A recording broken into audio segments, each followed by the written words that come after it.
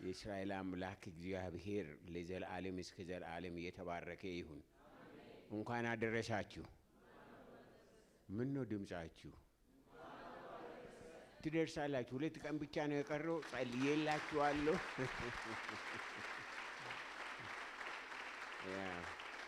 እግዚአብሔር ለዘላለም ቸር ነው። ምሕረቱ ቸርነቱ ከአእምሮ በላይ ነው። እናንተ እዚህ መገኘታችሁ ዛሬ ማታ በእግዚአብሔር ፊት መቆማችሁ፣ መዘመራችሁ፣ መጸለያችሁ ይህ ቀላል ይመስላችኋል? ቀላል አይደለም።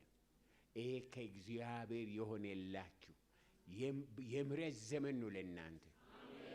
የምሕረት ዘመን ምን ይሆናል መሰላችሁ? በእግዚአብሔር ቤት ሰዎች ይሰበሰባሉ፣ ይዘምራሉ፣ ይጸልያሉ፣ ይተቃቀፋሉ፣ የእግዚአብሔር ምሕረትና ቸርነትን ያወራሉ። የእግዚአብሔር ዘመን የምሕረት ዘመን ይሄ ነው። ስለዚህ እግዚአብሔር በምሕረት ዘመን ባርኳችሁ እስከ ዛሬ አደረሳችሁ። አሁን ደግሞ በምሕረት ዓመት ይባርካችሁ። በፊታችሁ ያለው የምሕረት ዓመት ይሁን። ጌታ እግዚአብሔርን እጅግ አድርገን እናመሰግናለን። ዛሬ እዚህ በመገኘቴ በጣም ደስ ብሎኛል። እግዚአብሔር ረድቶን ለዚህ ለአዲሱ ዓመት ነው ዝግጅት የመጣሁት እና እግዚአብሔር በሚያስደንቅ ሁኔታ ሆኖ በማይታወቅ መንገድ እግዚአብሔር አዲሱን ዓመት በዚህ ዓመት በመስቀል አደባባይ እንድናከብር በር ከፈተ።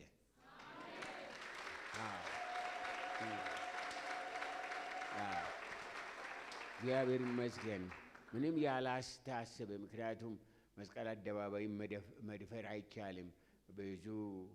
ብዙ መድረኩ ምናምኑ ሳውንድ ሲስተሙ ሚሊየንስ የእስራኤል አምላክ እግዚአብሔር ቁጭ አድርጎ ሂዱና አገልግሉ አለን። ደስ አይልም?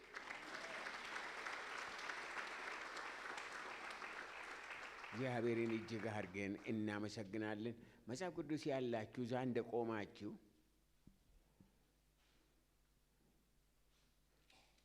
እኔ ያው ሉተራን ነኝና መጽሐፍ ቅዱስን ቁጭ ብለን አናነብም፣ ቆመን ነው የምናነበው እና ስለዚህ ትቆማላችሁ። ቆማችኋል። ጌታ እግዚአብሔር ይባርካችሁ። በጣም ደስ የሚያሰኝ ነው። ዛሬ ማታ ወደ አዲሱ ዓመት ልንገባ ስለሆነ የምንመለከተው ስለ መንፈሳዊ እንቅስቃሴ፣ ስለ ራእይ እንቅስቃሴ፣ ስለ ሕይወት እንቅስቃሴ ነው። ምክንያቱም ወደ አዲሱ ዓመት የምንገባው በዚህ ዓመት የኖርነበትን ያን መከራ፣ ያን ጭንቀት፣ ያን ፈተና ሁሉ አራግፈን በናዝሬቱ በክርስቶስ ኢየሱስ ስም ወደ አዲስ ዓመት፣ ወደ አዲስ ራእይ፣ ወደ አዲስ አመለካከት፣ ወደ አዲስ ሕይወት እንገባለን። እግዚአብሔር ወደዛ ሊያስገባን ነው የጠራን እና ስለዚህ የእስራኤል አምላክ እግዚአብሔር ይመስገን። እና ምን የምል ርዕስ ነው ያለኝ? ሪቫይቫል፣ የቤተ ክርስቲያን ትንሣኤ። ትንሣኤ በእያንዳንዳችሁ ላይ፣ ትንሣኤ በቤታችሁ ላይ፣ ትንሣኤ በኑሯችሁ ላይ፣ ትንሣኤ በዘመናችሁ ላይ የእስራኤል አምላክ እግዚአብሔር የትንሣኤን ጸጋ በእናንተ ላይ ያፍስስ። ስለዚህ ትንሣኤ በመጠኑ እንመለከታለን። የሐዋርያት ሥራ ምዕራፍ 3 ከቁጥር 20 ጀምሮ ጥቂት ቁጥሮችን አነባለሁ በጌታ በኢየሱስ ክርስቶስ ስም። እንግዲህ ከጌታ ፊት የመጽናናት ዘመን በሉ፣ የመጽናናት ዘመን በሉ። እንግዲህ ከጌታ ፊት የመጽናናት ዘመን እንድትመጣላችሁ አስቀድሞ ለእናንተ የመረጠውን ኢየሱስ ክርስቶስን እንድልክላችሁ ኃጢአታችሁን ይደመስስ ዘንድ ንስሐ ግቡ፣ ተመለሱ ይላል። እችን ብቻ ደግሜ አነብና በቃ እንትን እንላለን። እንግዲህ ከጌታ ፊት የመጽናናት ዘመን፣ ሰዎች ሲጽናኑ በሕይወት በኑሮ በራእይ በመውጣት በመግባት ከእግዚአብሔር የሆነ መጽናናት የመጽናናት ዘመን እንድትመጣላችሁ አስቀድሞም ለእናንተ የመረጠውን ኢየሱስ ክርስቶስን የመጽናናት ዘመን በክርስቶስ ኢየሱስ ውስጥ ነው ያለው። የመጽናናት ሕይወት በክርስቶስ ኢየሱስ ውስጥ ነው ያለው። ክርስቶስን እንድልክላችሁ ኃጢአታችሁ ይደመሰስ ዘንድ ንስሐ ግቡ ተመለሱም ይላል። ልጆችሽ ከእግዚአብሔር የተማሩ ይሆናሉ፣ የልጆችሽም ሰላም ብዙ ይሆናል ተብሎ እንደተጻፈ የእስራኤል ቅዱስ እግዚአብሔር በናዝሬቱ በጌታ በኢየሱስ ክርስቶስ ስም ዛሬ ማታ አንተ ራሴ ተናገረን።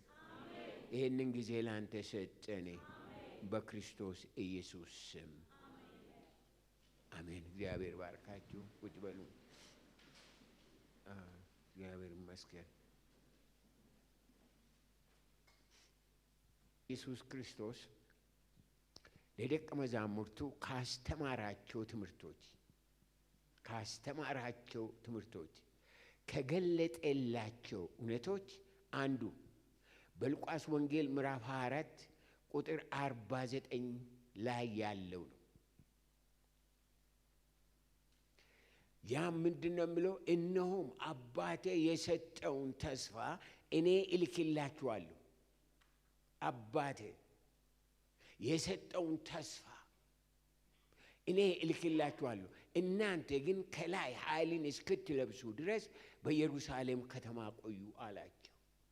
የእስራኤል አምላክ እግዚአብሔር በሰማያዊ ልብስ በጸጋው በምሕረቱ በቸርነቱ ወደዚህ አዲስ ዓመት ከመግባታችሁ በፊት አሮጌው ልብስ ከእናንተ ላይ አውልቆ በአዲሱ ዓመት በአዲሱ ልብስ ያጎናጽፋችሁ። ሕይወታችሁ በዛ የተነካ የተባረከ ይሁን እና ጌታ ኢየሱስ እና የሰጠውን ተስፋ አለ እኔ እልክላችኋለሁ፣ እናንተ ግን ከላይ ኃይልን እስክትለብሱ። በምድር ላይ ለመኖር ሰማያዊ ኃይል ያስፈልገናል። በምድር ላይ በሰላም ለመኖር፣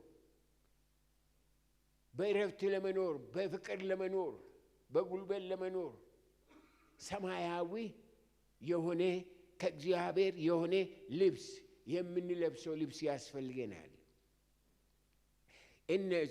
ያም ልብስ ከጌታ የሚመጣው ከእግዚአብሔር የሚመጣ መንፈስ ቅዱስ ነው። እነርሱም የተሰጣቸውን ተስፋ በማስተዋል በጉጉት በናፍቆት ይጠብቁ ዘንድ ጌታ አንድ ነገር በሕይወታቸው አደረገ።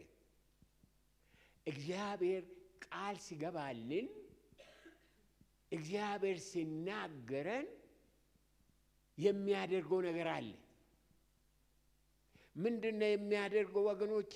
እግዚአብሔር የሚናገረውን እንዲገባን። እግዚአብሔር የሚለውን ብዙውን ጊዜ ስብከት እንሰማለን፣ አይገባን። ብዙ ነገር በቃ እንትን አይገባንም። ስለዚህ ጌታ ኢየሱስ ደቀ መዛሙርቱ ሁኔታቸውን አውቆ ምንድን ነው የሚለው? እግዚአብሔር ከላይ ኃይልን እስክትለብሱ አለ። አሁን ልብሱን የእግዚአብሔርን ጸጋ መጠበቅ የእግዚአብሔርን ጸጋ መጠበቅ በቀላሉ አይሆንም። ያቅበጠብጣል፣ ሥጋ ያቅበጠብጣል፣ ዓለም ታቅበጠብጣለች። ስለዚህ እግዚአብሔር የእግዚአብሔርን ልብስ ለመልበስ አንድ ነገር ውስጥ መግባት አለብን እና ያን ጌታ ኢየሱስ ምን አደረገ መሰላችሁ? በዚህ ምዕራፍ ላይ በቁጥር 45 ላይ ምን አለ? መጻሕፍትን ያስተውሉ ዘንድ አእምሮአቸውን ከፈተላቸው። ከዚህ የበለጠ ታሪክ በምድር ላይ የለም። እግዚአብሔር የሰጠውን የተስፋ ቃል ያስተውሉ ዘንድ ምን አደረገ? አእምሮአቸውን ከፈተላቸው። ሁላችሁ ብድግ በሉ፣ ሁላችሁ ብድግ በሉ ነው ያልኳችሁ። ትሰሙኛላችሁ ወይ? ዝም ብዬ ላይ እንትን እየተናገርኩ። እጃችሁን በራሳችሁ ላይ አድርጉ። ለእያንዳንዳችሁ ዛሬ ማታ የሚያስፈልግ ቢሊየን ብር አይደለም የሚያስፈልጋችሁ ከሰራዊት ጌታ እግዚአብሔር የሚመጣ ማስተዋል። የእስራኤል ቅዱስ እግዚአብሔር በማስተዋል ዛሬ ማታ ይጎበኛችሁ።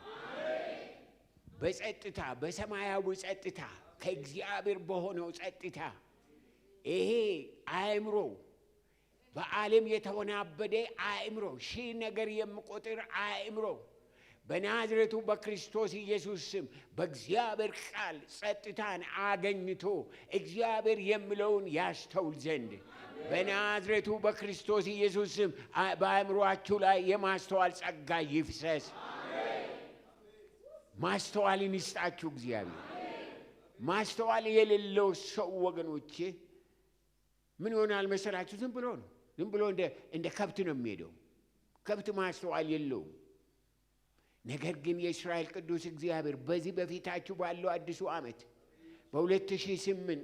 በ2018 በናዝሬቱ በጌታ በኢየሱስ ክርስቶስ ስም አእምሮአችሁ ይከፈትላችሁ።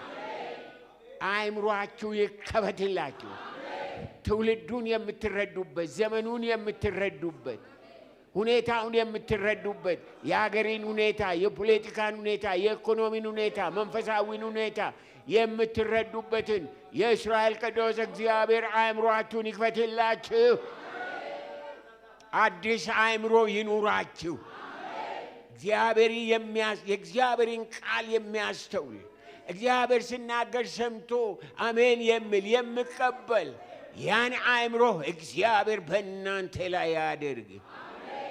በናዝሬቱ በክርስቶስ ኢየሱስም በአዲስ አእምሮ ተባረኩ። እግዚአብሔር ይባርካችሁ። በጌታ በኢየሱስ ክርስቶስ ሕያውና ዘላለማዊ ስም አሜን። ቁጭ በሉ። እግዚአብሔር ይባርካችሁ። አዲስ አእምሮ ይሁንላችሁ። አዲስ አእምሮ ይሁንላችሁ። ዝም ብለን የምንሄድ እንደ ከብት ወጥተን የምንገባው የምናደርገው የማናውቅ ስለ ዓለም ወሬ እያወራን የምንኖር ሰዎች አይደለንም። እኛ ሰማያዊ ማስተዋል የተሰጠን የእግዚአብሔር ቃል የተሰጠን ሰዎች ነን። ይህንን የእግዚአብሔርን ቃል ማስተዋል አለብን። ይህንን ስናስተውል የሕይወቱ ትርጉም፣ የኑሮ ትርጉም፣ የትዳር ትርጉም፣ የዓለም ትርጉም፣ የሀገር ትርጉም፣ የመኖር ትርጉሙ ይገባናል። ሰዎች ብዙ ነገር ያደርጋሉ፣ ብዙ ነገር ይላሉ፣ ትርጉሙ አይገባቸውም። ለምን እንደማይገባቸው በኋላ ትንሽ ነገር እነግራችኋለሁ። እና ያስተውሉ ዘንድ፣ ይረዱ ዘንድ፣ ያውቁት ዘንድ፣ ይቀበሉ ዘንድ፣ ይታዘዙ ዘንድ፣ ይለወጡበት ዘንድ፣ ይድኑበት ዘንድ አእምሮአቸው ከፈተላቸው። አእምሮ የተከፈተለት ሰው እንዴት የተባረከ ሰው! አእምሮ የተከፈተለት ሰው ይህንን አይም፣ ይህንን አካባቢ አይም፣ ይህንን ዛሬ ያለንበትን ሁኔታ አይም። አእምሮ የተከፈተለት ሰው በእግዚአብሔር ውስጥ ያለውን ብርሃን፣ እግዚአብሔር ሊመጣ ያለው ለአገር ብርሃን፣ ለሕዝብ ብርሃን እያመጣ ያለውን ብርሃን ይመለከታል። አእምሮ የተከፈተለት ሰው። አዎ፣ አእምሮ ያልተከፈተለት ሰው ምንም ቢሆን በፊቱ ብታስቀምጡ አይም። ማስተዋል ያለው ሰው በትንሹ ይደሰታል። ማስተዋል ያለው ሰው በትንሹ እግዚአብሔርን ያመልካል።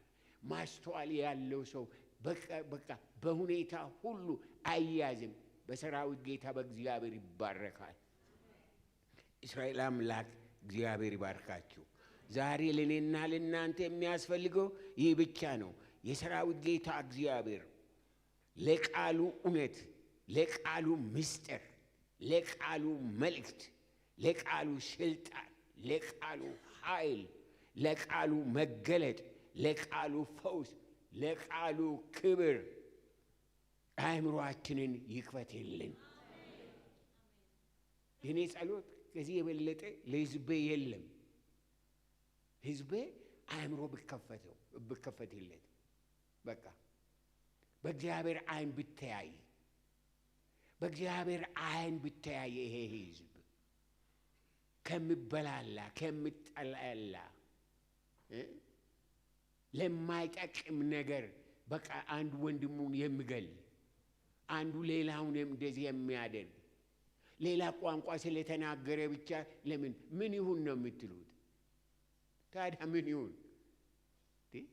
እግዚአብሔር ወላጆቻችሁን ሰጣችሁ። የና አባቱና እናቱን የመረጠ ሰው አለ እዚህ? ብትመርጡ ኖሮ እንደኔ ትመርጡ ነበር። ግን እንደዚህ አይነት አልተሰጣችሁም። ማንም እግዚአብሔር በሰጣችሁ እግዚአብሔርን አምልካችሁ እግዚአብሔርን አመስግናችሁ ለመኖር ወገኖቼ የአእምሮ ፈውስ ያስፈልጋችኋል። ምን መሰላችሁ ወገኖቼ?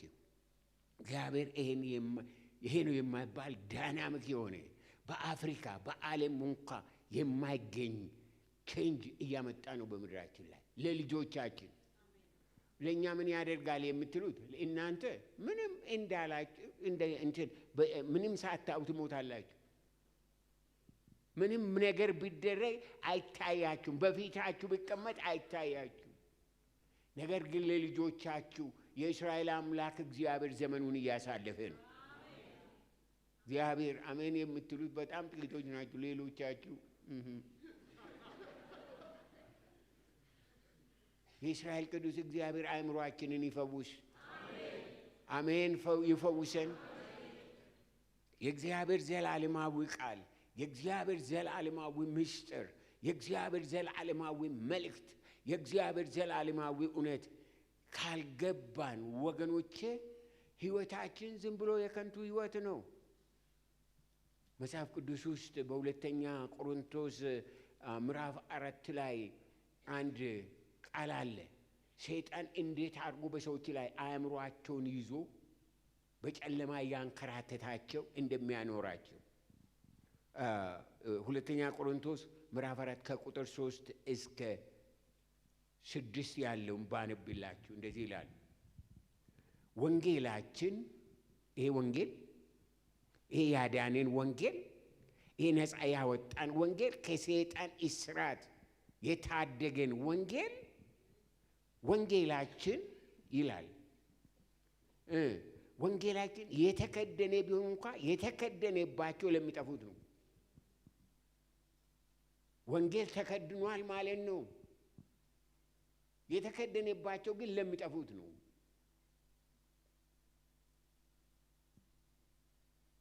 ለእነርሱም የእግዚአብሔር ምሳሌ የሆነው የክርስቶስ የክብሩ ወንጌል ብርሃን እንዳያበራላቸው አእምሯቸው እንዳይፈወስ የእግዚአብሔር ቃል እንዳይገባቸው በእውነትና በሕይወት በሙላት እንዳይኖሩ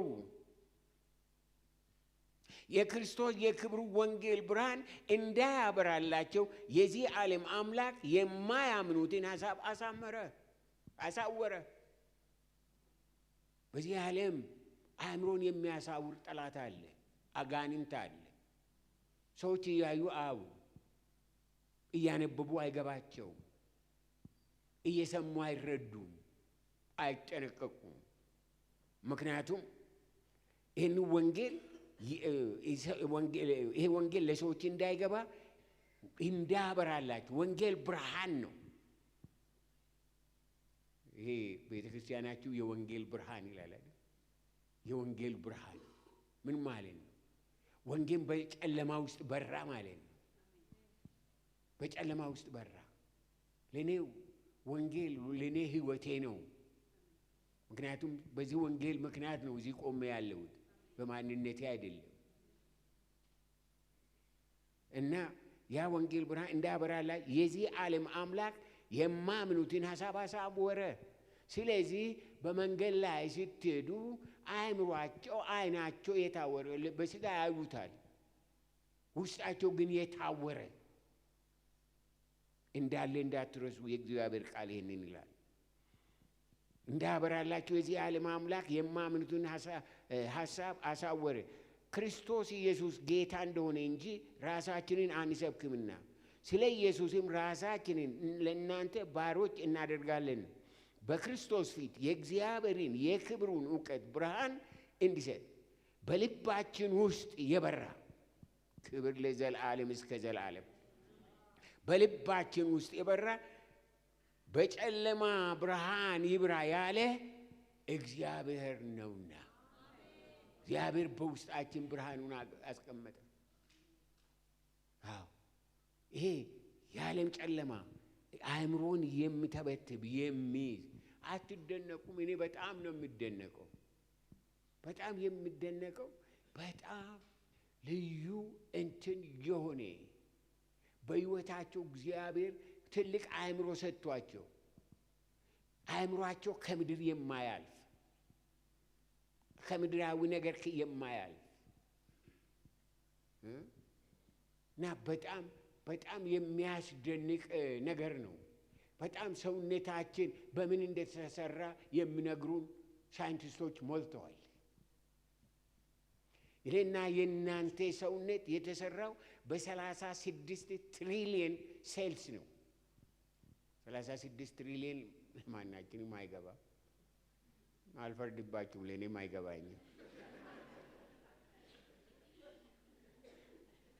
36 ትሪሊየን ሴሎች አሉ አይናችን ላይ፣ አፍንጫችን ላይ።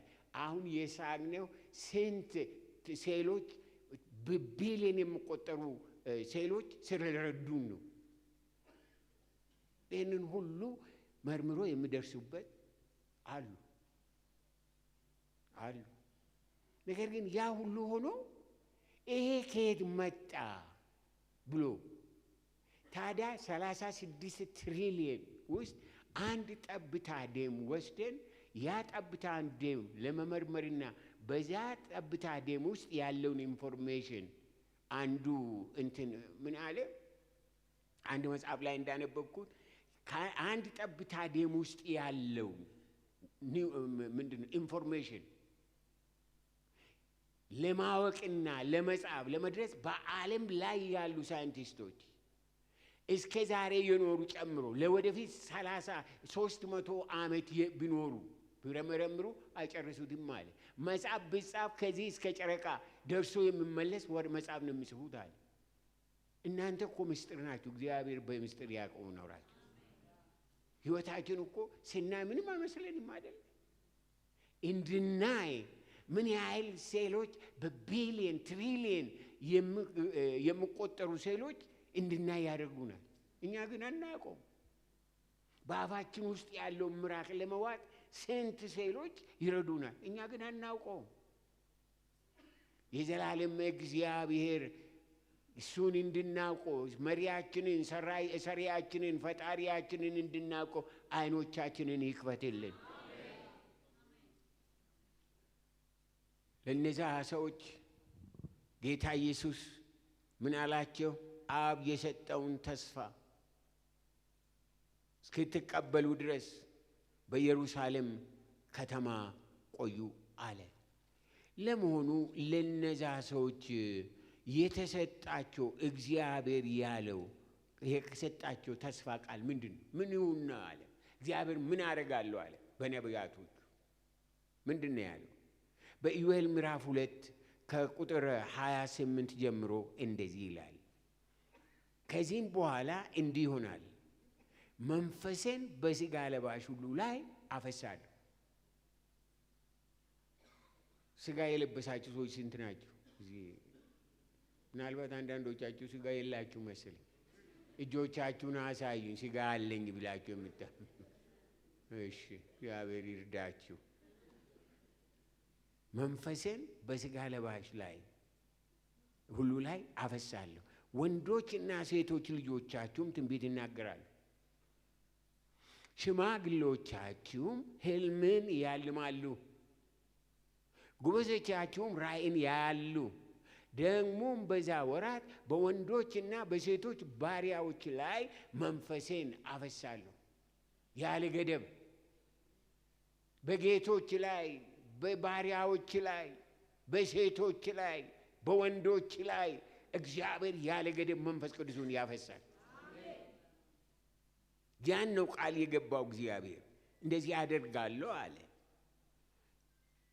ሥጋ በለበሰ አማኝ ሁሉ ላይ የዘላለም እግዚአብሔር ከመንፈሱ እንደሚያፈስ የጸጋ ስጦታም ትንቢት መናገር፣ ሕልም ማለም፣ ራእይ ማየት እንደሚቻል አስቀድሞ ነው የተናገረው። ዛሬ በቤተ ክርስቲያን ውስጥ አካባቢ የሚሰራ የጸጋ ስጦታ እግዚአብሔር በትንቢት የተናገረው ነው።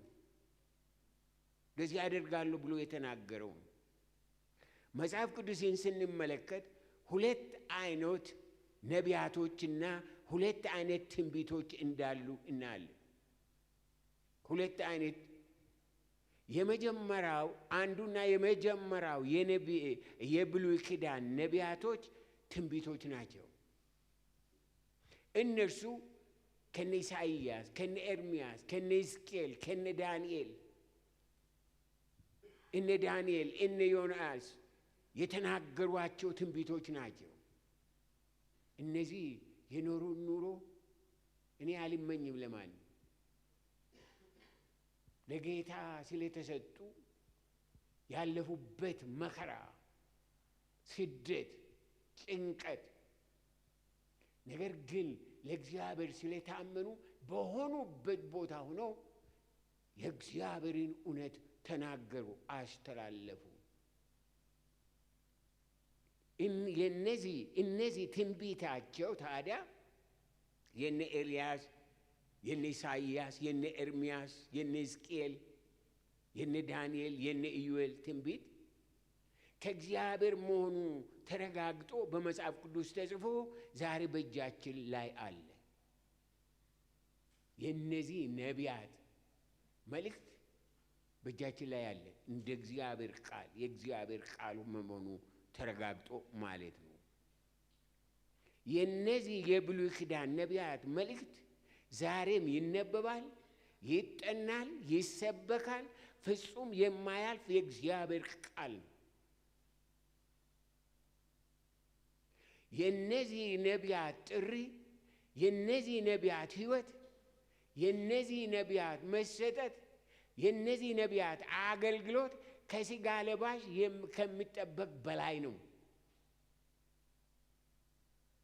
አዎ አሁን የሕዝቅኤልን ሰው ቢያጠና ጤናማ ሰው እንደዛ ሆኖ እግዚአብሔር ተናገረኝ ብሎ እንደዛ አይሆንም። በጀርባው ስንት ዘመንተኛ፣ በጎኑ ስንት ዘመንተኛ። እግዚአብሔር በዛ አይነት ተናገራቸው። እነዚህን የድሮ ነቢያት ከነሱ ነው የመጣ፣ በነሱ ነው የመጣው የእግዚአብሔር ቃል፣ በነሱ ነው የተነገረው እውነት የተገለጠው የእግዚአብሔር ቃል። ሁለተኛ የአዲስ ኪዳን ትንቢትና የአዲስ ኪዳን ነቢያቶች ናቸው። በአዲስ ኪዳን ውስጥ ቤተ ክርስቲያንን የሚያገለግሉ ከጌታ ሰምቶ የሚናገሩ እውነተኞች ነቢያት አሉ። ዛሬ ትንሽ በቤተ ክርስቲያን አካባቢ ቁጣ ያለው ሁለት አይነት ትንቢቶች ስለሚሰሙ ነው። ሰዎች ከስጋቸው፣ ከሁኔታቸው፣ ከዝምታቸው የተነሳ የሚናገሩት ነገር አለ። ከጌታም ያልሆነ ነገር ይናገራሉ። ነገር ግን ያ ማለት ከእግዚአብሔር ሰምቶ የሚናገሩ የሉም ማለት አይደለም። ከእግዚአብሔር ሰምቶ የሚናገሩ ዛሬም እውነቱን የሚናገሩ ነቢያት አሉ። ነገር ግን እኛ ለይተን ማወቅ አለብን፣ መለየት አለብን። ዝም ብሎ ነቢይ ነኝ ስላለ ነቢይ አይሆንም። ዝም ብሎ ስለተናገረ አይደለም። ግን ከእግዚአብሔር የሆነውን ነገር የሚናገሩ አሉ። በአዲስ ኪዳን ውስጥ ቤተ ክርስቲያንን የሚያገለግሉ ከጌታ ሰምቶ የሚናገሩ እውነተኞች ነቢያት አሉ። ቢሆንም እንደ ብሉይ ኪዳን ነቢያቶች አይደሉም። የሚያመጡት መልእክት እንደ ወንጌል አይሰበክም። በመጽሐፍ ቅዱስ ውስጥ አይጨመርም። እኔ አሁን ዛሬ ትንቢት ብናገር በሚመጣው ሳምንት ወንድሜ ዳንኤል ጌታ እንደዚህ ብሏል ብሎ ያን እንደ ወንጌል ወስዶ አይሰብከውም። እንለየዋለን። ይሄ ከእግዚአብሔር ነው ወይስ ከእግዚአብሔር አይደለም? ከእግዚአብሔር ከሆነ ለሕይወቴ ዛሬ፣ ለሕይወቴ፣ ለዘመኔ፣ ለአገልግሎቴ፣ ለትውልዴ ምንድን ነው ብለን በመንፈስ ለይተን እናውቃለን፣ እንቀበለዋለን እንጂ አይሰበክም። እንደ እግዚአብሔር ቃል ተብሎ አይሰበክም።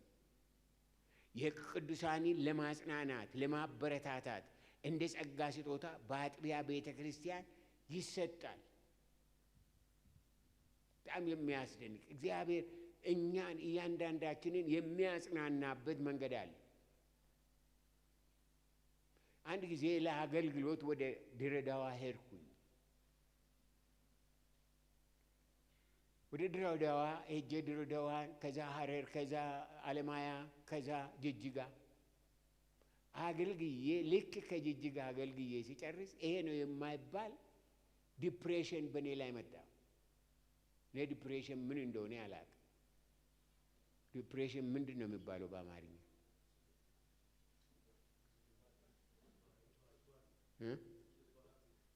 ምንድን ነው?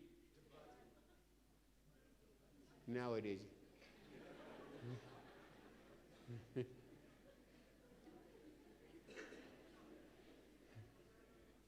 ምንድን ነው ያልከኝ?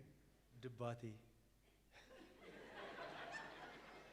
ምንድን ነው ነገሩ? አማርኛ ነው ወይ ደግሞ መንፈስ ጭንቀትም ሊሆን ይችላል። ኦሮምኛ የለውም።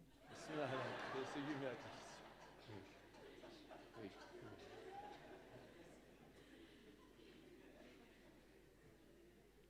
እና ምግብ መብላት ውሃ መጠጣት አስጠላኝ።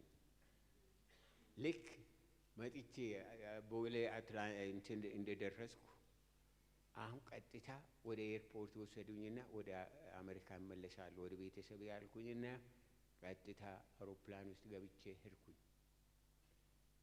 እዛ ውስጥ ማንም ሰውንም ማይ ምናምን አስጠላኝ። ከዛ በኋላ እኔ ቁጭ ባልኩበት አንዲት እህት ከቤተ ክርስቲያናችን ከአትላንታ ከየት እንደመጣች አላውቅም፣ በጎኔ ቁጭ አለ። ፓስተር ከየት መጣ ምናምን ብላ ስትጠይቅ ባትጠይቀኝ ደስ ይለኛል። ምንም በቃ። ከዛ በኋላ ዞር ብዬ ተኛው። ከዚህ ፍራንክፎርት ላይ ከዛ ወደ አትላንታ ቀጠልኩኝና እዛ ደረስኩ። ከዛ በፊት ወደዚህ ከመምጣቴ በፊት ቃል የገባሁት ቫንኩቨር ካናዳ ውስጥ ኮንፈረንስ ነበር። ስንት ጊዜ አልተመቸኝም፣ አልሄድኩም። በዚህን ጊዜ ግን በምንም አይነት አልቀርም ብዬ ቃል ገብቼላቸዋለሁ። አሁን ምንድን ነው የሚሆነው? ደወሉ እነሱ። አይ አሁንማ እኔ መምጣት አልችልም ምናምን፣ በምንም አይነት አትቀርም አሉ። ተነስቼ ሄድኩ። ቃል ግቡልኝ አልኩ። ከመድረክ ወደ ሆቴል፣ ከሆቴል ወደ መድረክ። አንድ ሰው ሰላም እንድለኝ አልፈልግም። አንድ ሰው ጸልይልኝ እንድል አልፈልግም አልኳቸው። እሺ አሉ። በዛ ኮንፈረንሱ አለቀ። በመጨረሻ ምሽት ላይ ኮንፈረንሱ አልቆ ስብከቱ እኔ በጓሮ ወጥቼ ልሄድኩ ወደዛ እያለሁ አንዲት ሴት ልጅ ከማዶ ጋሼ ቱለሳ አለች። ዞር ብዬ አየኋት። ጌታ ኢየሱስ ወድሃለሁ ይልሃል። ያ ከላይ እስከ ታች ወረረኝ፣ ፈወሰኝ። ዛሬም እግዚአብሔር የምጠቀምባቸው ሰዎች አሉ። ታሪክ በጣም የት እንደነበርኩ ለአንድ 15 ቀን ምን እንደነበርኩ በፍጹም ውሃ አይደለም፣ ምግብ አይደለም፣ ምንም አይደለም። የእስራኤል አምላክ እግዚአብሔር አሁንም በልጆቹ ውስጥ ቃል ያስቀምጣል። ለአንዱ ለሌላ እንዲጸልይ፣ አንዱ ለሌላ እንዲማልድ። አዎ እና እንደዛ ያደርጋል ጌታ። እና ስለዚህ እነዚህ እንትኖች አሉ። ነገር ግን ከእግዚአብሔር የሚመጣ ትንቢት ገንዘብ አያስከፍልም። ምንም ይሄ ነው በቃ ትንቢት ተናግሬያለሁና ይቺን አምጣ ብሎ ሌላ ነገር አይጠይቅም። ሁሉ ነገር ከእግዚአብሔር ነው። ከእግዚአብሔር የሆነ ነፃ ነው። አው እግዚአብሔር ስጥ ካላችሁ ትሰጣላችሁ። አሁን እግዚአብሔር እንደው ለቶለሳ ስጡ ብላችሁ እምቢ እንዳትሉ። አዎ አይታወቅም፣ ይናገራችሁ ይሆናል። ወገኖቼ የዛ ነቢያት በሮሜ ምዕራፍ 12 የሮሜ መልእክት በመጽሐፍ ቅዱሳችሁ ውስጥ የሮሜ መጽሐፍ አለ እና ያን አውጡ 12 አንዳንድ ጊዜ ሲቀልድ አይገባችሁም። ምንም አይደለም፣ ቀስ ብሎ ይገባችኋል። ምዕራፍ 12 ከቁጥር 6 እስከ 8 ምን ይላል መሰላችሁ? ሮሜ መልእክት ምዕራፍ 12 ከቁጥር 6 እስከ 8 እንደ ተሰጠንም ጸጋ ልዩ ልዩ ስጦታ አለን። ትንቢት ቢሆን እንደ እምነታችን መጠን ትንቢት እንናገር። አገልግሎት ቢሆን በአገልግሎታችን እንትጋ። የሚያስተምርም ቢሆን በማስተማሩ ይትጋ። የሚመክርም ቢሆን በመምከሩ ይትጋ። የሚሰጥ በልግስና ይስጥ። የሚገዛ በትጋት ይግዛ። የሚምር በደስታ ይማር እያለ ይቀጥላል። ምን ማለት ነው? በቤተ ክርስቲያን ሁላችሁ እዚህ ያላችሁ ላታውቁት ትችላላችሁ እንጂ መንፈስ ቅዱስ የነካችሁ ጌታን የምታውቁ ከላይ የሆነ ከእግዚአብሔር የሆነ የጸጋ ስጦታ አላችሁ። መጸለይ ሊሆን ይችላል፣ መናገር ሊሆን ይችላል፣ መምከር ሊሆን ይችላል፣ የታመሙትም የወደቁትም ማንሳት መሆን ይችላል፣ የቤተ ክርስቲያን ወንበር ማስተካከል መሆን ይችላል። በጣም አንድ ድሮ ትዝ ይለኛል እና ዛን ጊዜ ድንኳን ነበር እዚህ ወደ እንትንና አንድ ወንድም ነበር። ይሄ ወንድም በጣም ፈገግታው በቃ ጥርሱ ነጭ ነው። እንኳን በደህና መጣችሁ ብሶ በምልበት ጊዜ አንድ ነገር በላችሁ ላይ ወርድ። እንደዚህ አይነት ይሄ ስጦታ ነው። ስለዚህ እያንዳንዳችሁ በቤተ ክርስቲያን ውስጥ ያላችሁ ሁላችሁ እዛ ታች የተቀመጡት ጭምር ታች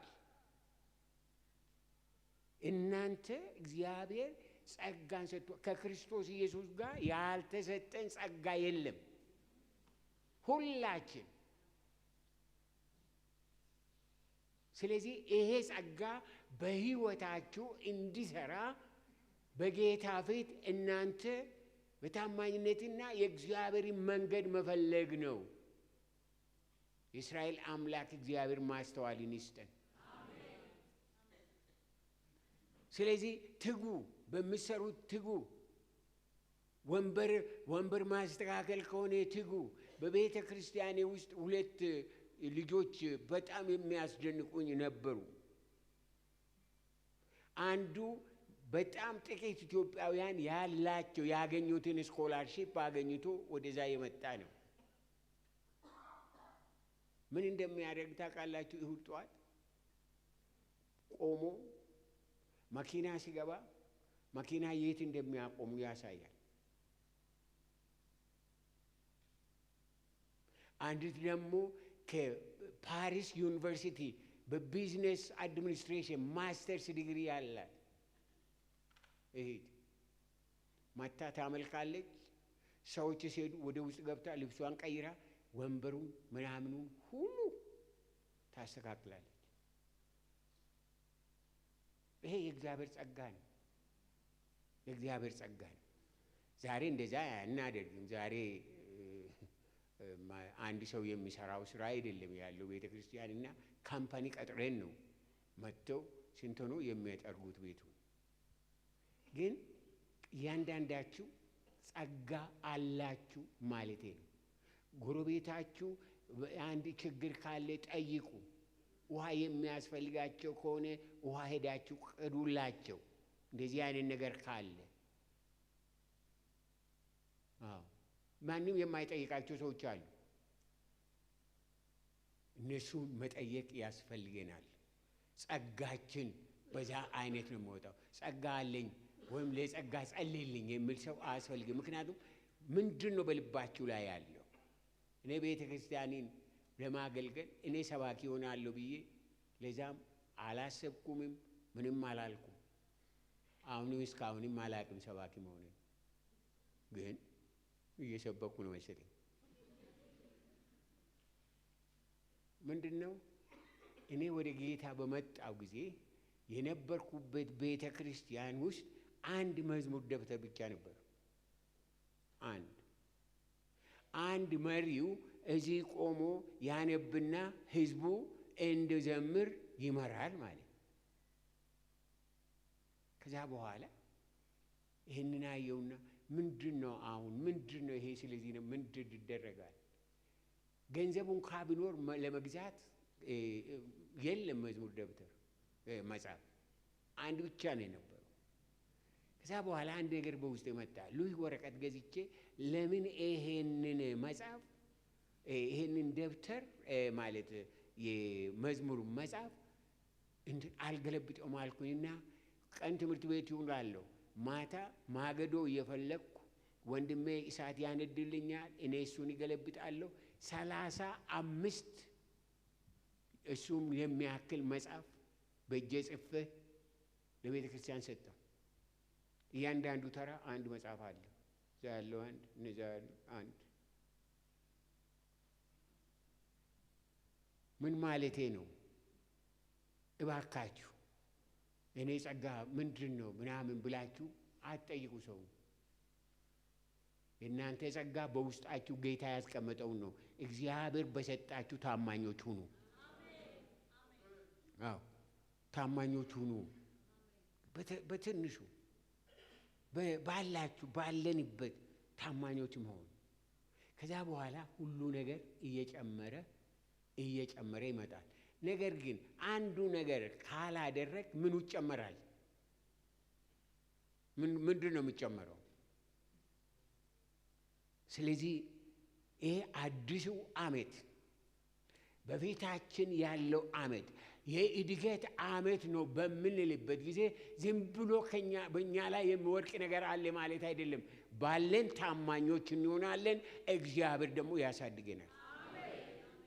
ባለኝ ታማኝ ይሆናሉ የምትሉ እስኪ እጆቻችሁን አሳዩ። የእስራኤል አምላክ እግዚአብሔር ታማኞች ያድርጋችሁ።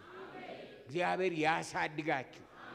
በማስተዋል በማገልገል ጌታን በመውደድ ሐሳቡን በመፈጸም የእስራኤል ቅዱስ እግዚአብሔር ይባርካችሁ።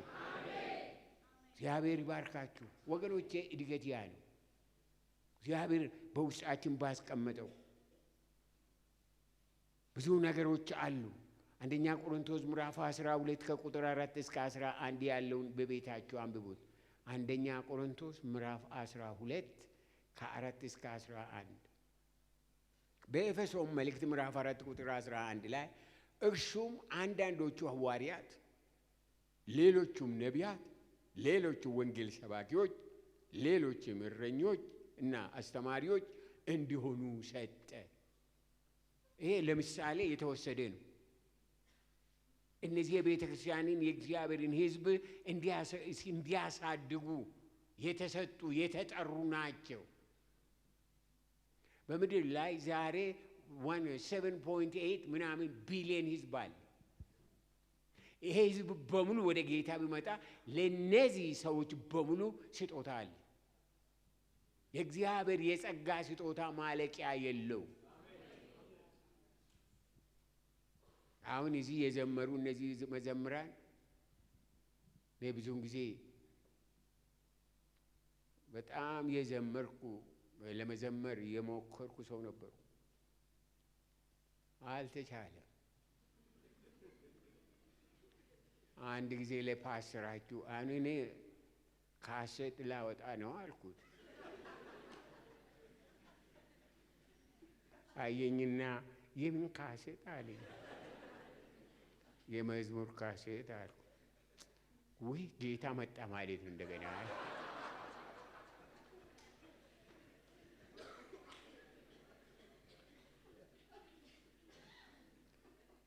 እና ምንድነው መሰላችሁ ወገኖቼ፣ እግዚአብሔር በሚሰጠን እግዚአብሔር እያንዳንዱን ሰው ስጦታ ይሰጠዋል። በዛ ታማኞች እንሁን። ሰውን ሰላም ለማለት ሰላምታቸው የሚፈውስ ሰዎች አሉ። ደው ሰላም ማለታቸው የሰውን እጅ መጨበጣቸው የሚፈውስ ሰዎች አሉ። የእስራኤል ቅዱስ እግዚአብሔር ጸጋችሁን ይግለጥላችሁ። በወሬ ሰዎችን አትያዙ። ሰዎችን ስታገኙ ወይ እዛ እኮ ሽሮው እንደው በጣም ተወደደ፣ እንደው እንደዛ ሆነ፣ እንደዛ ወጣ፣ እንደዛ ገባ። በጣም በእርግጥ ደግሞ በጣም የሚያጉረመርሙት ያላቸው ሰዎች ናቸው። ድሃው ባለው አገኝቶ እሱን እግዚአብሔር አምላኩን አመስግኖ ይተኛል። ያላቸው ናቸው በጣም እንትን ብሎ የሚያጉረመርሙ ሰዎች የምታጽናኑ ሁኑ። ነገሩ የመጽናናት መንፈስ ከእግዚአብሔር ነው እንጂ ከሀብት ከትምህርት ከሰው ከማንም አይደለም። እግዚአብሔር በሰጣችሁ በፊታችን ባለው 2018 አዲሱ ዓመት ጌታ እግዚአብሔር በእይታችሁ፣ በአካሄዳችሁ፣ በአስተሳሰባችሁ፣ በኑሯችሁ በናዝሬቱ በክርስቶስ ኢየሱስም በምትሆኑ ባላችሁበት ቦታ በእናንተ ላይ ክብሩን ይግለጥ። የእግዚአብሔር ክብር የሚገለጥባችሁ ሁኑ።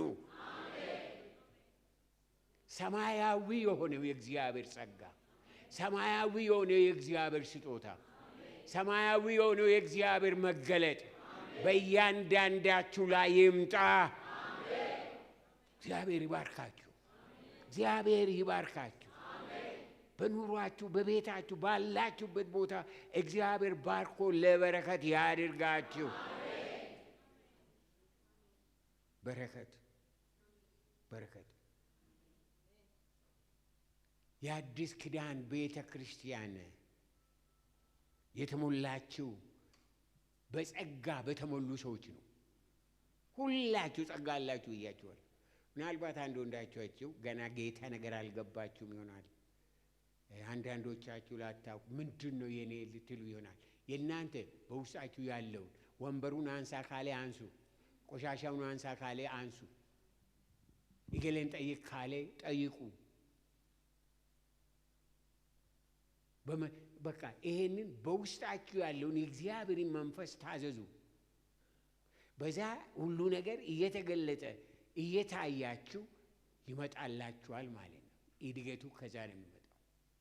የእስራኤል አምላክ እግዚአብሔር ዘመናችሁን ሕይወታችሁን ይባርክ። እስኪ ሁላችሁ ብድግ በሉ።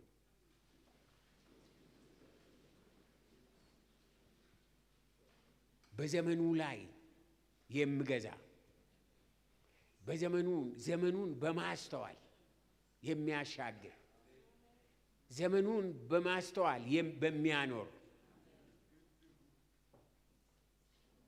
ዘመኑን በማስተዋል በሚጠብቅ በእግዚአብሔር ጸጋ የእስራኤል ቅዱስ እግዚአብሔር ይባርካችሁ። በሙላት ተባረኩ። በመስማት ተባረኩ። የሰማችሁትን በማስተዋል ተባረኩ። ያስተዋላችሁትን በመታዘዝ ተባረኩ። ዘመናችሁ የተባረከ ይሁን።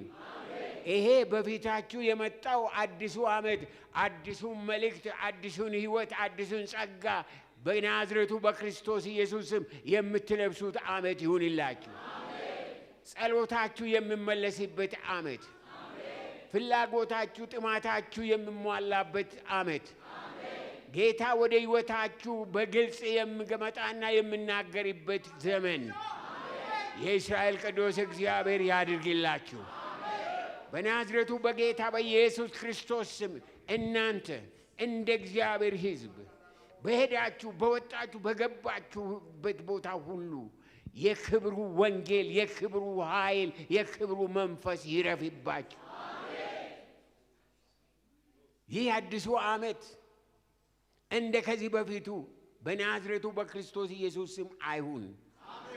አዲስ ዓመት በእግዚአብሔር ቃል ጋር የሚመጣ በእግዚአብሔር መንፈስ የሚመጣ በእግዚአብሔር በረከት የሚመጣ ነውና በናዝሬቱ በጌታ በኢየሱስ ክርስቶስም በዛ መንፈስ በአዲስ ኃይል በአዲስ ጸጋ በአዲስ መገለጥ በአዲስ ማስተዋል ተባረኩ። እግዚአብሔር ይባርካችሁ። እናንተ ቀርቶ የረገጣችሁበት ቦታ የረገጣችሁበት አካባቢ በናዝሬቱ በክርስቶስ ኢየሱስ ስም የተባረከ ይሁን። ከእናንተ የተነሳ ጎረቤቶቻችሁ የተባረኩ ይሁኑ። ከእናንተ የተነሳ ከተማይቱ የተባረከ ትሁን። ከእናንተ የተነሳ በናዝሬቱ በክርስቶስ ኢየሱስ ስም በሙላት በናዝሬቱ በጌታ በኢየሱስ ክርስቶስ ስም አገሪቷ ምድሪቷ ሕዝቡ በእግዚአብሔር ድምፅ የተሞላ ይሁን። እግዚአብሔር ይባርካችሁ። እግዚአብሔር ይባርካችሁ። እግዚአብሔር ጸጋውን ያብዛላችሁ። ክብር ለአብ፣ ክብር ለወልድ፣ ክብር ለመንፈስ ቅዱስ አሁንም እስከ ዘላለምም ይሁን።